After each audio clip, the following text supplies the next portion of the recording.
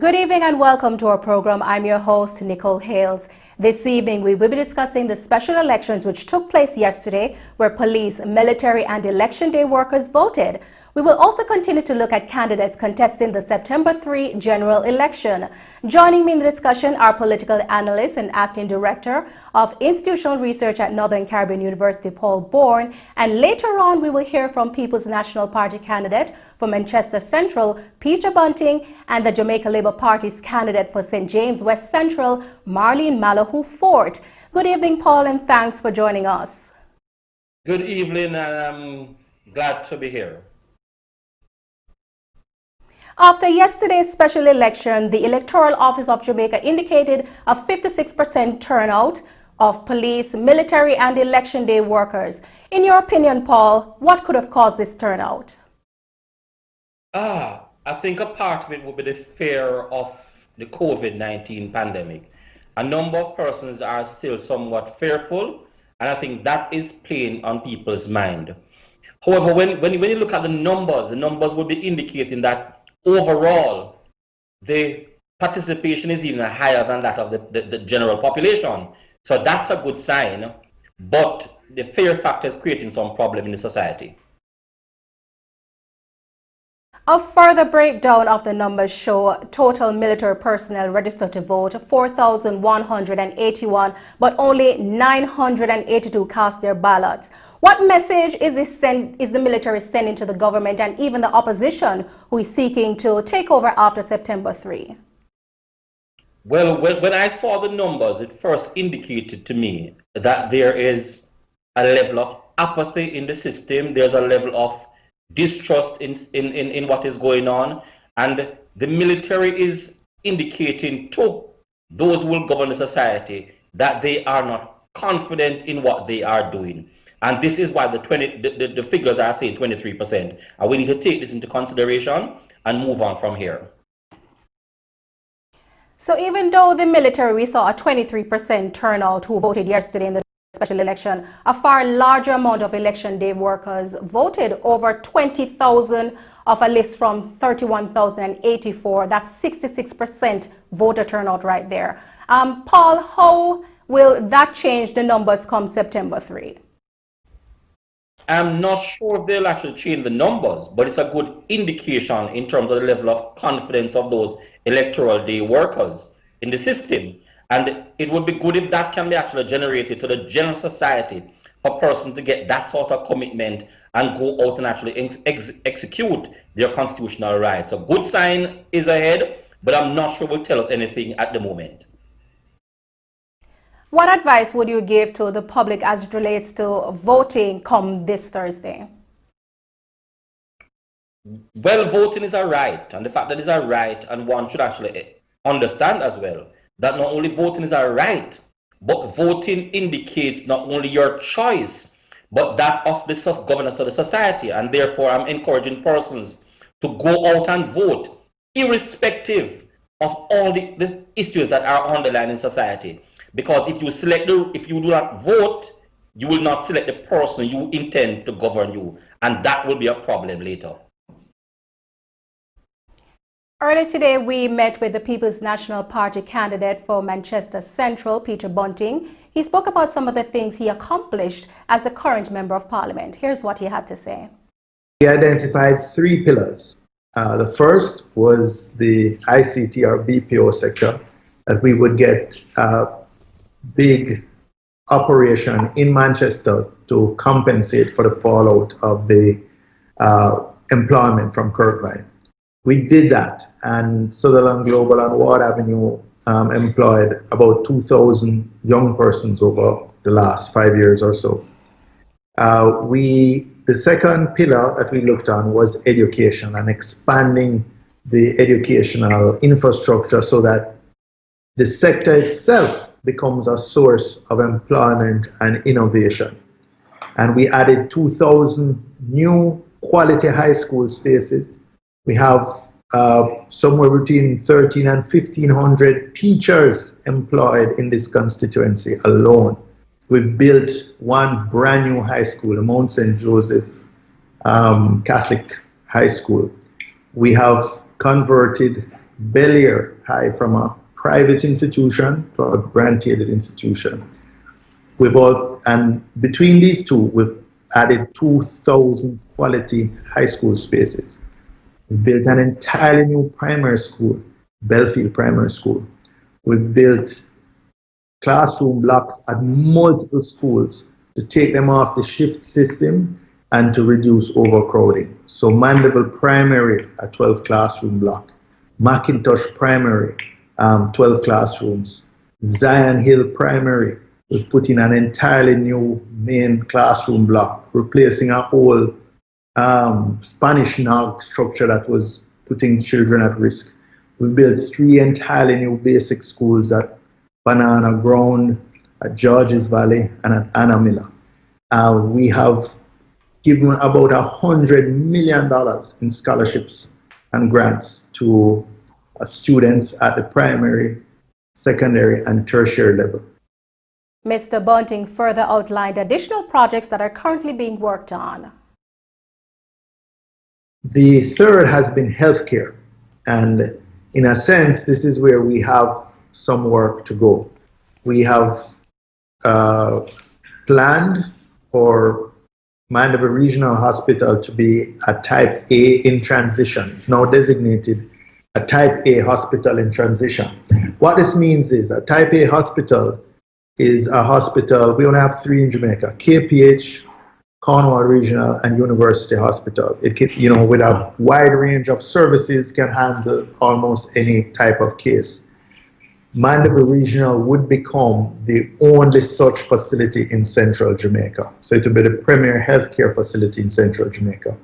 We're working towards that vision now. That's the third leg that we're building out. But given that we're substantially advanced in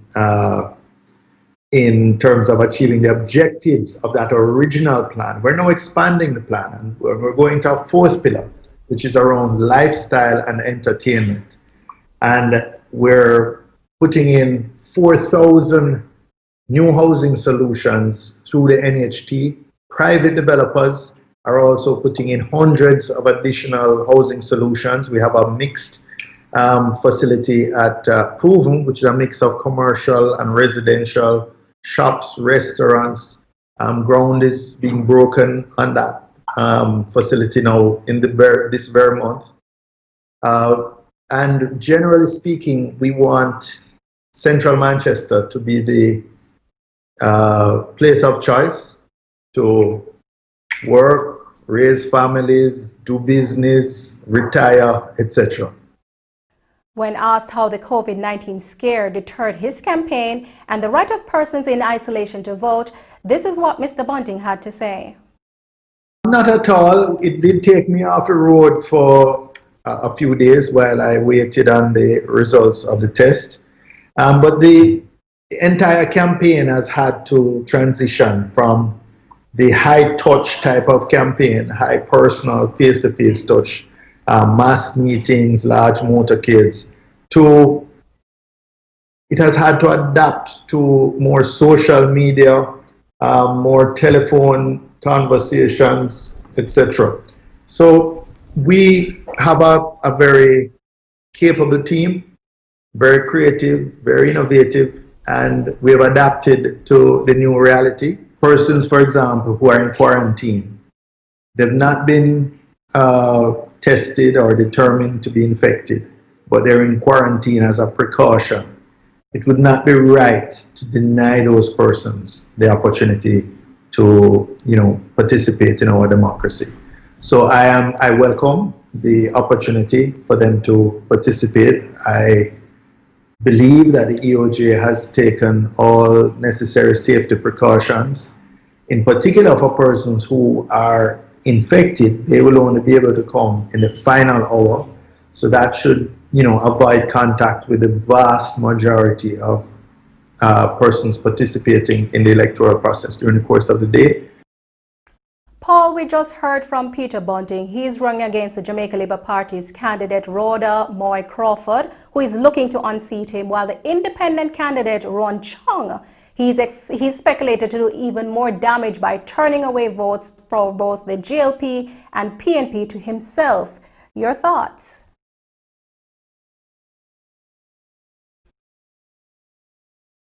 losing in terms of what is going on. The minister, Mr. Bunting actually spoke of a number of things that he has done, and a number of those things are felt. And it is clear because I've actually gone out, and given that I work in the area, gone out to persons, listen to what they have to say, and persons are saying, by and large, that he's doing a good job. So I do not see him losing this election. A matter of fact, I will actually go on record by saying I expect him to win between 500 to about 1,000 votes over his competitor. We also met with JLP candidate for St. James West Central, Marlene Malahoo Fort, to hear about her plans for her campaign. She spoke on social development and infrastructure during her term as Member of Parliament. I am actually excited to be going for a second term on behalf of the people of St. James West Central. It's at that time when they get an opportunity to once again choose their Member of Parliament. And that is what I view it as, giving them the opportunity to once again select their representative. Over this past term, I have done so much.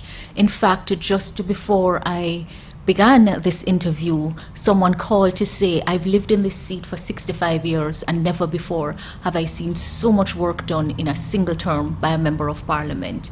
My approach has been to let the community determine their priorities, and for the people to indicate how they would like to be assisted and represented, while sharing my vision and my view of leadership, which is essentially about making progress on the problems they face and getting government to serve them better and more efficiently.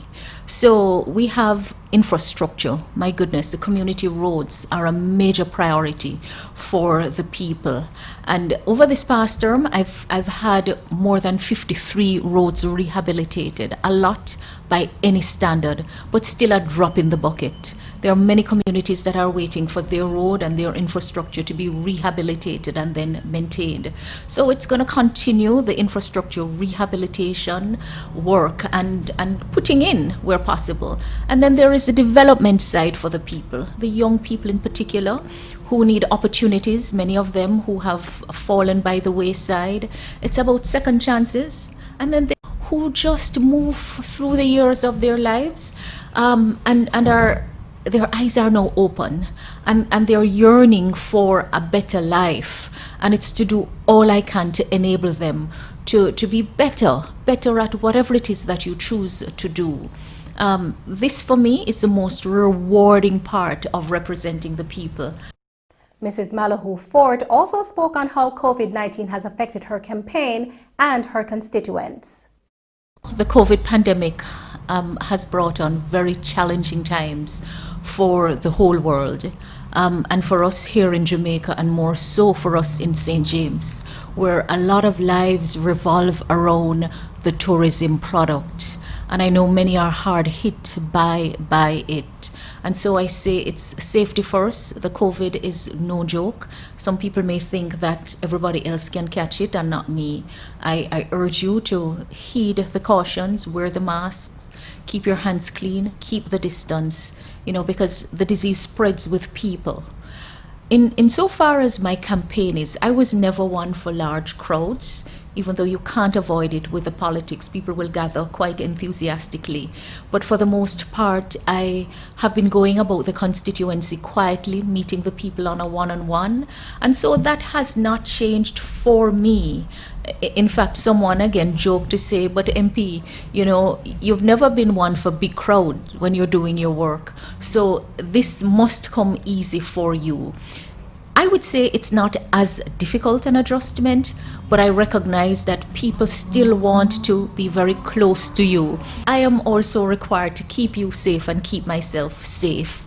So I'm doing what needs to be done and heeding the protocols as far as possible. As Attorney General, I played a part in writing the rules, so I have to set the example. She addressed the right of persons in isolation to vote and for them to be responsible. It's a challenging one. I recognize the right to vote is a guaranteed right. Our laws do not prohibit someone who has an infectious disease from voting. But I would say that everyone who is registered to vote, please do so responsibly if you are positive for the COVID or if you are in quarantine. We have to balance the rights with the responsibility. You don't want to put yourself at further risk, and you don't want to put others at risk. Those who are in isolation, those who have tested positive for the infection, and those who are in quarantine, if you intend to go out to vote, please do so responsibly.